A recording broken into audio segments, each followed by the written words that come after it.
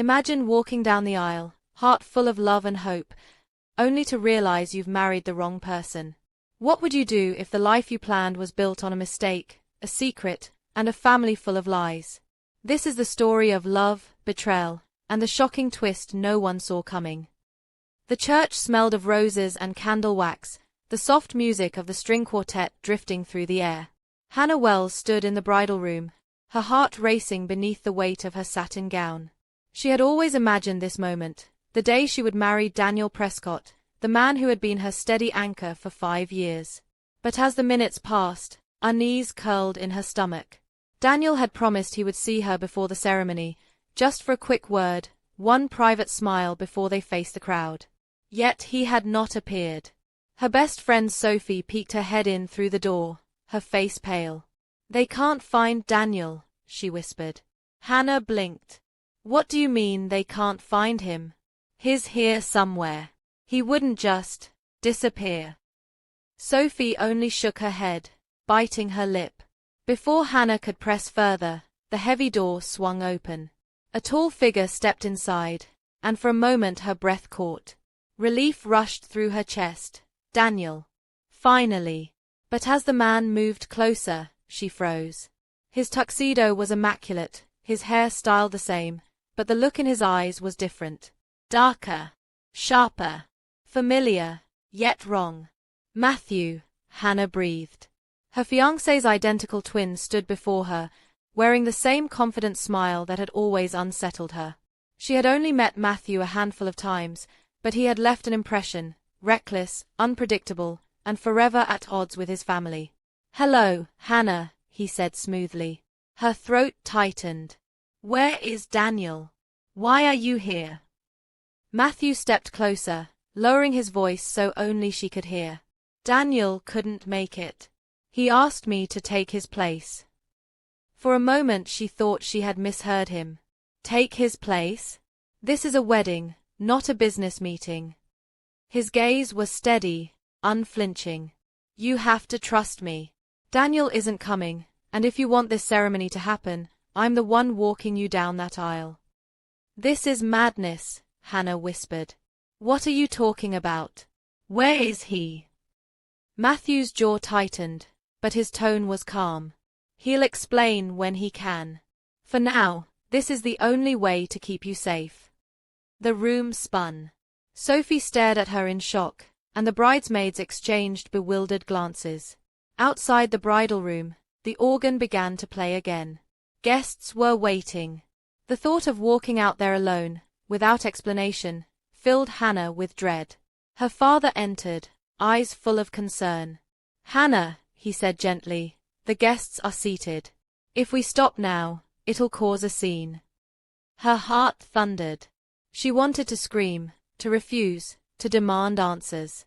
But Matthew's eyes held hers, and in them she saw something unsettling, determination, yes, but also something like warning.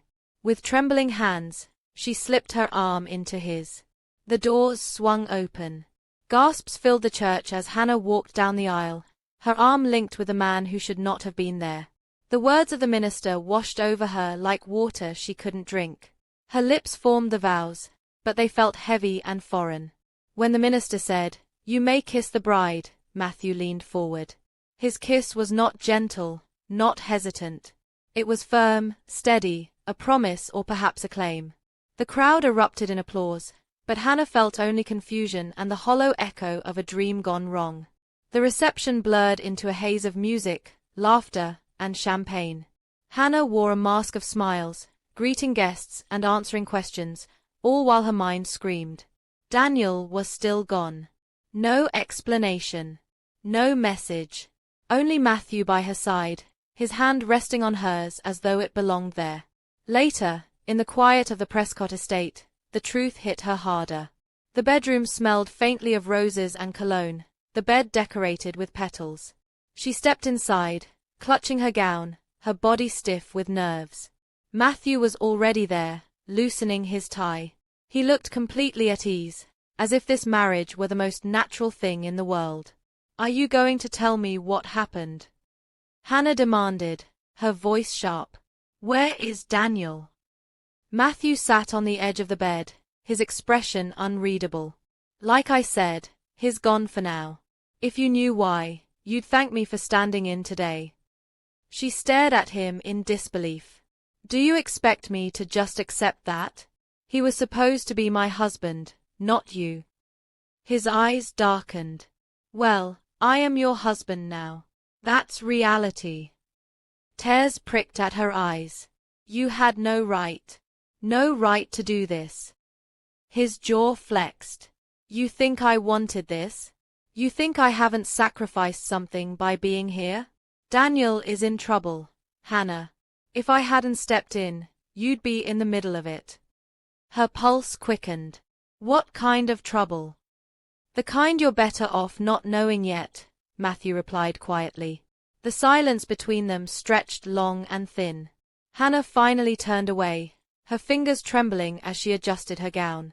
Behind her, she heard the soft sound of fabric, Matthew slipping off his jacket. Something clinked as it fell to the floor.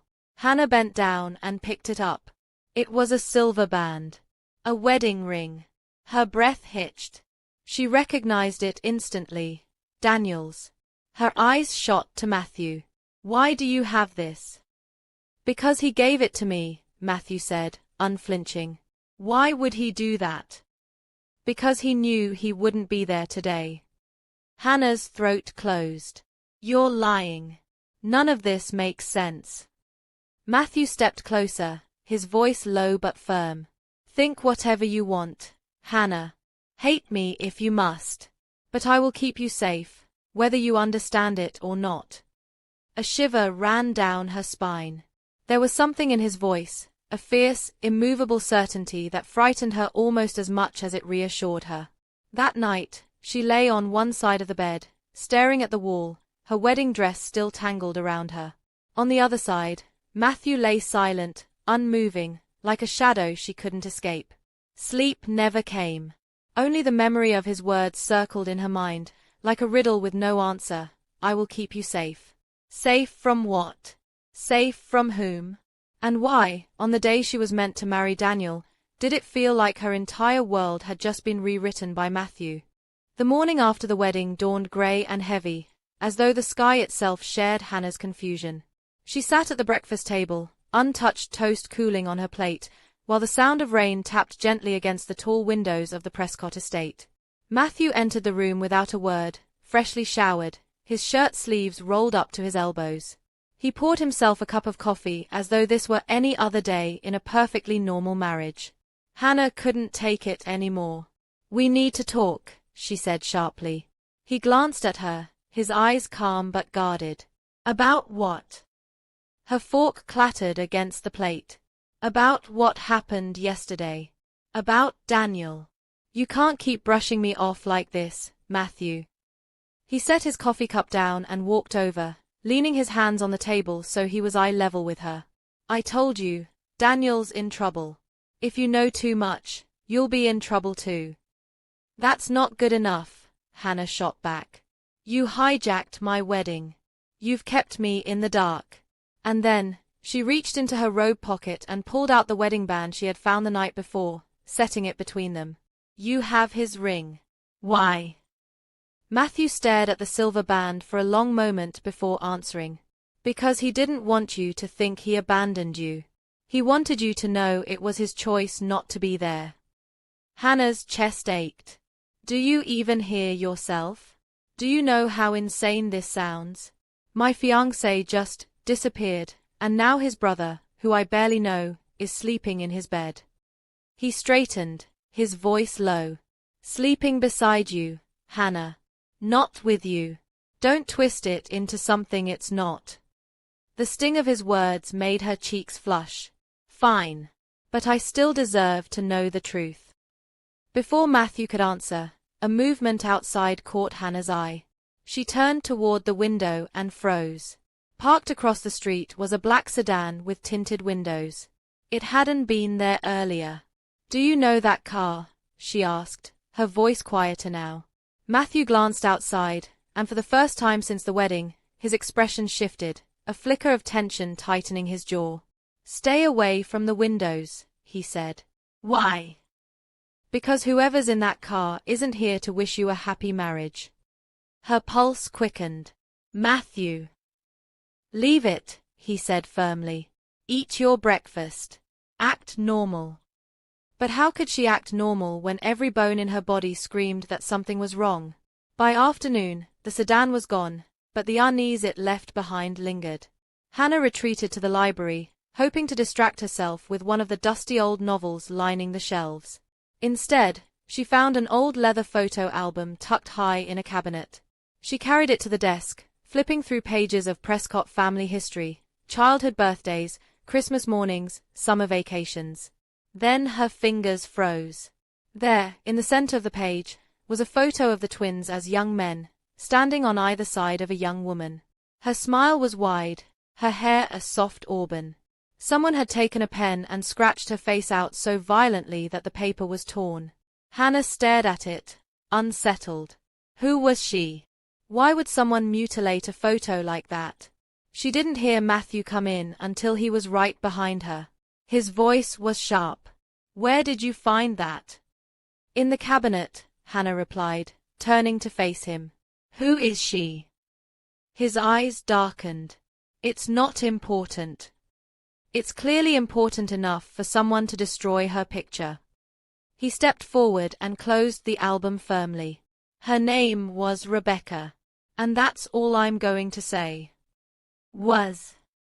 Hannah echoed, her pulse quickening. What happened to her? Matthew didn't answer. Instead, he took the album from her hands and slid it back into the cabinet. Some doors are better left closed, Hannah. For your sake. But as he walked away, she knew one thing for certain. She wasn't going to leave that door closed. The Prescott mansion was a maze of rooms, many of them locked, their contents hidden behind heavy wooden doors. Hannah began to notice things she hadn't before, hushed conversations that stopped when she entered, glances exchanged between the staff, the way Matthew's mother, Eleanor, seemed to avoid her entirely. One afternoon, Hannah wandered into the East Wing, an area she had not explored since moving in. The halls here were darker, lined with old portraits. One door at the end of the corridor was locked, but as she tried the handle, she thought she heard movement inside. She pressed her ear against the wood. Nothing. Just silence. But the feeling of being watched prickled at her skin. Hannah. She turned to see Laura Bennett, Daniel's best friend since childhood, standing a few steps away. Laura's expression was guarded, her arms folded. I didn't think you'd still be here, Laura said coolly. Why wouldn't I be? Hannah asked, forcing a polite smile. Laura's eyes flicked toward the locked door. Because most people wouldn't stay married to someone they barely know. Hannah stiffened. What's that supposed to mean? Laura's lips pressed into a thin line. It means you should be careful who you trust in this house. Not everyone is what they seem. With that, Laura walked away, her heels clicking on the marble floor, leaving Hannah alone with her thoughts. That night, Hannah decided to search Matthew's study while he was out. The room smelled faintly of cedar and leather, lit only by a desk lamp. She sifted through drawers, invoices, letters, bank statements, until her hand brushed against something small and metallic. It was a delicate gold locket. She recognized it instantly from the scratched photograph in the album. Rebecca's locket. Hannah opened it with trembling fingers. Inside was a tiny photograph of Matthew and Rebecca, smiling at each other like they shared the world's greatest secret. A sharp sound behind her made her spin around. Matthew was in the doorway, his face unreadable. That's mine, he said quietly. Hannah closed her fingers around the locket. It was hers. Wasn't it? His eyes locked on hers. Give it to me, Hannah. Not until you tell me the truth. What happened to her? For a moment, she thought he might actually answer. But then he stepped forward, took the locket gently from her hand, and slipped it into his pocket. She's gone, he said finally, his voice low. That's all you need to know. Gone where? Hannah pressed. Matthew's gaze was steady, but there was a shadow in it. Far away. And if you're smart, you'll stop asking questions about her. But Hannah couldn't stop. Not now. Because every instinct told her that Rebecca was the key to everything. To Daniel's disappearance, to Matthew's sudden reappearance, and to the dangerous undercurrent running through the Prescott family. And Hannah Wells had never been the kind of woman to walk away from the truth. Hannah awoke to the sound of distant thunder rumbling over the hills. It was still early. Grey light filtered through the bedroom curtains, painting everything in muted shades. She reached out instinctively, half expecting the other side of the bed to be empty. But Matthew was there, lying on his back, eyes closed, breathing evenly. He looked different in sleep. The sharp lines of his face softened, the guarded tension he carried melted away. For a fleeting moment, she saw not the man who had stolen her wedding day, but the boy he must have been once, before whatever life had done to him. When he stirred, his eyes opened, finding hers. "You've been staring," he said quietly, his voice still thick with sleep. "I wasn't," she lied, sitting up. A hint of a smile ghosted over his lips. "You were." Before she could reply, there was a knock at the door. A maid entered, setting a silver tray with breakfast on the dresser. Hannah noticed the note tucked beneath the coffee cup and reached for it. It was from Eleanor, Matthew's mother. "You're expected at dinner tonight. 8 sharp. Wear something appropriate. No, please." No warmth. Hannah sighed. "Your mother terrifies me." "She terrifies everyone," Matthew replied, getting out of bed. "But she doesn't bite. Not unless you give her a reason. She already doesn't like me." "She doesn't like anyone," he said, buttoning his shirt. "Don't take it personally." That evening, Hannah found herself in the Prescott dining room, a grand space with a polished mahogany table that could seat 20, though only 4 places were set. Eleanor sat at the head, regal in a deep emerald dress. Matthew took the seat opposite her, and Hannah sat beside him. The 4th chair was occupied by a man she didn't recognize. Tall, thin, with a calculating gaze that seemed to strip people bare. "This is Charles Hartley," Eleanor said, her tone curt. "An old family friend." "Friend," Matthew muttered under his breath. Hannah caught it, though she pretended not to. As the meal began, conversation was polite, stilted. Eleanor asked about Hannah's adjustment to married life, her voice laced with something Hannah couldn't quite place, maybe curiosity, maybe condescension. Then Charles spoke, his eyes fixed on her. "I met Daniel once, you know. Charming man. I can't imagine what could have kept him away from his own wedding." Hannah's fork paused halfway to her mouth. "Neither can I," she said, choosing her words carefully. Matthew set his wine glass down with a deliberate click. "Enough, Charles." "Oh, forgive me," Charles said, though his smirk suggested no such thing. "I simply meant that some people vanish for reasons we may never understand." Hannah's pulse quickened. Was this another pointed hint that Daniel's disappearance wasn't as sudden or inexplicable as she'd thought? After dinner, Eleanor took Hannah aside in the corridor. Her voice was low but sharp. "You're a guest in this house, Hannah. And guests know their place. Do not pry into things that don't concern you." Hannah met her gaze. "Daniel was going to be my husband. His disappearance does concern me." Eleanor's expression didn't change, but her eyes hardened. "Then consider this a piece of advice. The less you know, the longer you'll keep that pretty head of yours." Later that night, Hannah found Matthew in the library, a glass of whiskey in his hand. "Your mother threatened me," she said bluntly. He didn't look surprised. "She means well." In her own, twisted way. That didn't feel like means well. Matthew leaned against the mantel, studying her. "Hannah, you're in the middle of something that's been going on a lot longer than you've been here. My mother, Charles, half the people you've met, they all have pieces of it. And they're all protecting their own interests." "What about you?" she asked quietly. "Whose interests are you protecting?" His gaze held hers for a long moment. "Yours," he said finally. And though a part of her wanted to believe him, another part whispered that she still didn't know which of his words were truth and which were lies. The storm from the night before had left the grounds damp and glistening. Hannah wandered into the garden the next morning, needing space to breathe. She followed the winding path past rose bushes and ivy-covered arches until she reached the far edge of the property, where an old stone bench sat beneath a sprawling oak. There, half hidden in the damp grass, was a small tin box. It was rusty, its lid slightly bent, but something about it made her pulse quicken. She pried it open, and inside was a folded piece of yellowed paper. Her hands trembled as she unfolded it. The handwriting was Daniel's. "Hannah, if you're reading this, something has gone wrong. Trust no one. Not even the ones who say they're protecting you. I'll come for you when I can. Until then, be careful. D." Her breath caught. He was alive. Footsteps crunched behind her, and she quickly slipped the note into her pocket before turning. It was Matthew. "You're up early," he said, his tone casual but his eyes scanning her face as if searching for something. "I needed some air." His gaze flicked to the bench, then to her hands. "Find something." She shook her head. "Just old leaves."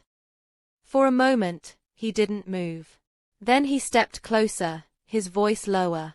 "If you do find something, anything, tell me first. Not my mother. Not anyone else." "Why?" "Because I'm the only one in this house who isn't lying to you." The weight of Daniel's note in her pocket burned like a secret she wasn't ready to share. That afternoon, Hannah decided to explore the locked room in the east wing again. This time, she brought a hairpin, the kind her grandmother once taught her to use for opening stubborn locks. It took a few minutes, but finally, the latch clicked. Inside, the room was dim, smelling faintly of dust and lavender. A desk sat in the center, covered in stacks of letters and photographs. On the wall was a large oil painting, Rebecca, unmistakable in her auburn hair and warm smile. Hannah stepped closer, her heart pounding. On the desk, she found a bundle of letters tied with a faded blue ribbon. The top one was addressed to MP, in Rebecca's handwriting. Before she could read it, a shadow filled the doorway. "What are you doing in here?" Matthew's voice was tight, and for the first time, she heard something new in it, not just anger, but fear. "I wanted to know the truth," she said, her own voice trembling. He crossed the room in 3 strides, taking the letters from her hands. "You don't understand what you're walking into." "Then explain it to me," she pleaded. Matthew looked at her for a long time, his jaw clenched. Then he shook his head. "Not here. Not now." And before she could stop him, he locked the letters back in the desk drawer and guided her out of the room. But as they walked away, Hannah knew she wouldn't stop. Because now, she had 2 secrets, Daniel's note and Rebecca's letters, and she was starting to suspect they were connected in ways no one wanted her to find out. The rain had stopped by morning, but the Prescott estate felt heavier than ever. Hannah woke to a faint tapping sound against her bedroom window. For a second, she thought it was the wind, but then she saw it, a small pebble bouncing off the glass. She peered outside. A man stood by the garden hedge, half hidden in the mist. He wore a dark coat, and his cap was pulled low over his eyes. When he noticed her, he gestured sharply, then walked toward the old greenhouse. Her pulse pounded. It could be nothing. It could be a trap. But something in her gut told her to go. She dressed quickly, pulling on her boots, and slipped out the servants' corridor to avoid Matthew or Eleanor seeing her. The greenhouse smelled of damp soil and decaying leaves. The man stepped from behind a stack of wooden crates. His face was weathered, his eyes sharp. "You don't know me," he said in a hushed voice. "Name's Carter. I used to work for Daniel." Her breath caught. "You've seen him." "Not since the day before your wedding," Carter said. "But I know why he left." "Why?" she whispered. He glanced toward the door before continuing. "Your husband's family isn't what they seem. Daniel found something out, something that would ruin them. He was going to tell you. That's why he disappeared. For his own safety." Her throat tightened. What did he find out? Before he could answer, footsteps crunched outside. Carter's eyes widened. I have to go. Meet me by the old boathouse tonight, midnight. I'll tell you everything. And then he slipped out through the back before she could stop him. That evening at dinner, Hannah tried to act normal, but her mind was a storm. She kept glancing at Matthew, wondering if he knew about Carter. Midway through the meal, Eleanor set down her fork. You're quiet tonight. I'm just tired, Hannah replied. Matthew's gaze lingered on her a moment too long, as if he didn't believe her. After dinner, he followed her into the drawing room. Where were you this morning? Her heart jumped. Just walking in the garden. Alone? Yes. He stepped closer, his voice low. Hannah, this place is full of people who will use you to get to me.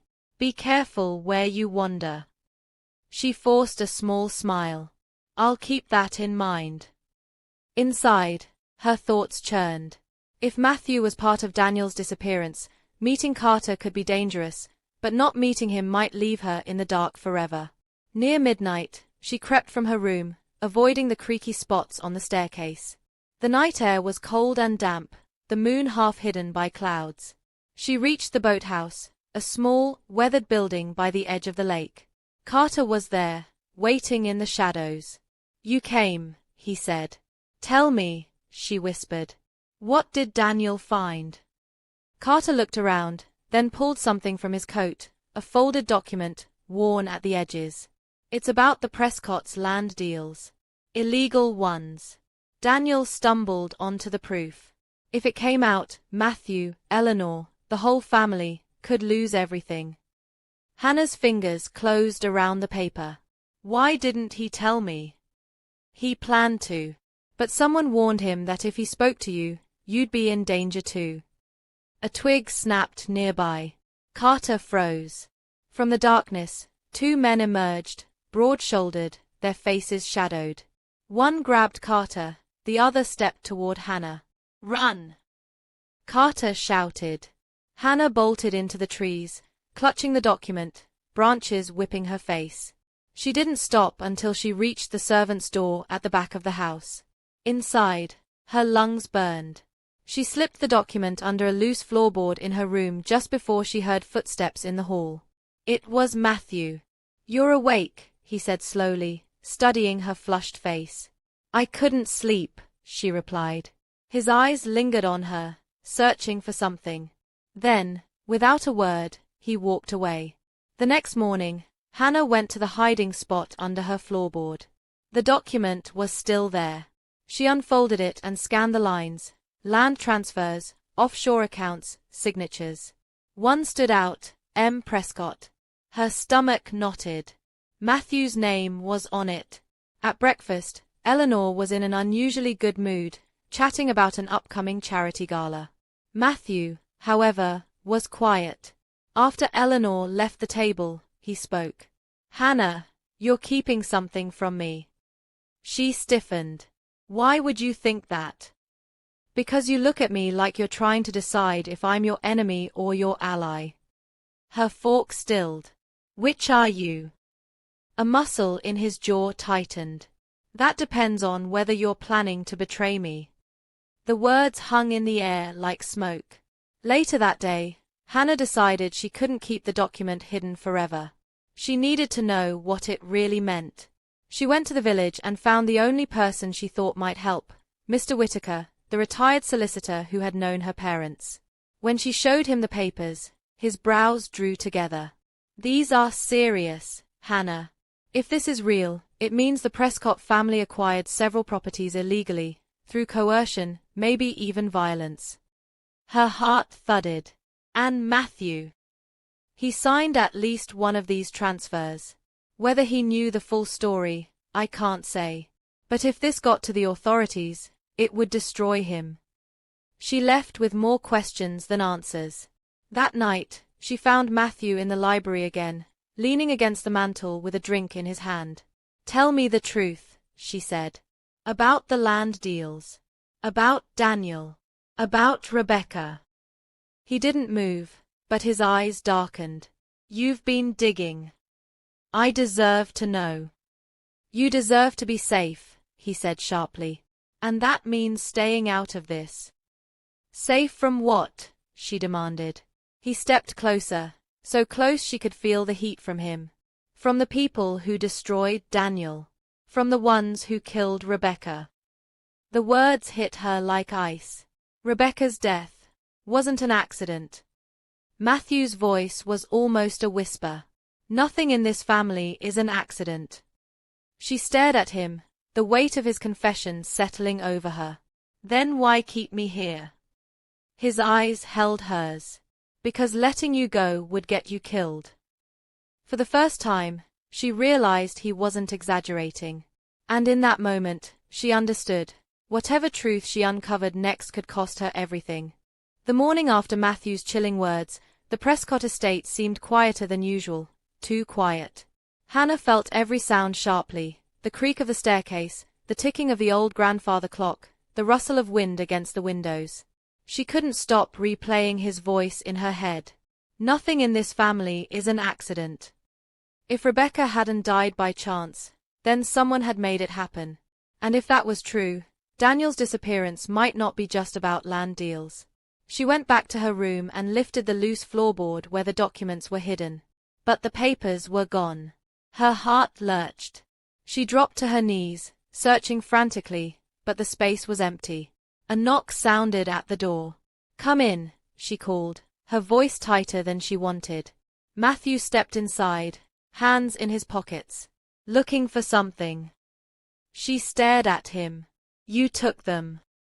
"I told you, Hannah. The less you know, the longer you live." Her chest burned. "You can't just decide that for me." "Yes, I can," he said, his voice suddenly sharp. "Because the moment you got involved, you painted a target on yourself." His gaze softened slightly. "And I'm not losing you too." She froze. "Too?" He looked away, and in that small movement, she saw the crack in his armor. "Rebecca was my friend. She trusted the wrong person. So did Daniel." Her voice was barely a whisper. "Who?" "Someone inside this house." Before she could ask more, footsteps approached. Eleanor appeared at the door, her smile perfectly polite, but her eyes glinting like polished glass. "Matthew," she said smoothly, "may I borrow your wife for a moment?" Matthew glanced at Hannah. "I'll be in the library." When he left, Eleanor closed the door and leaned against it. "You've been busy, Hannah." "I don't know what you mean." "Oh, I think you do," Eleanor replied. "Visiting the village. Asking questions.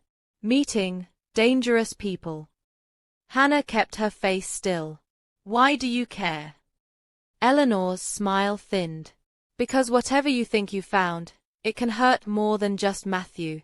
It can hurt all of us. Including you."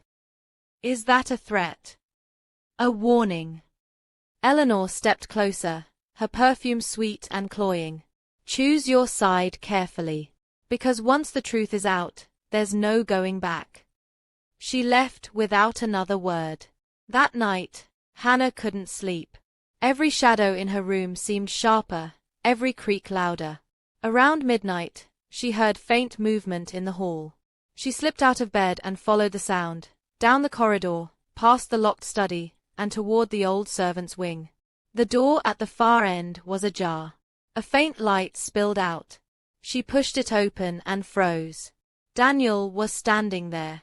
His face was pale, thinner than she remembered, but his eyes, those unmistakable blue eyes, locked on hers. "Hannah," he whispered. She stepped forward, her throat tight. "You're alive." "I had to disappear," he said quickly. "They would have killed me." "Who?" He swallowed. "Matthew and Eleanor. They're not who you think. The land deals, that's just the surface. There's more. Much more." Her mind spun. "Then come with me. We can go to the police." "I can't," Daniel said. "Not yet. But you need to know, Matthew's protecting you for a reason. And it's not love." Before she could ask, footsteps echoed behind her. She turned, and Matthew was there. His voice was low, dangerous. Hannah, step away from him. The room crackled with tension. Hannah's eyes darted between them.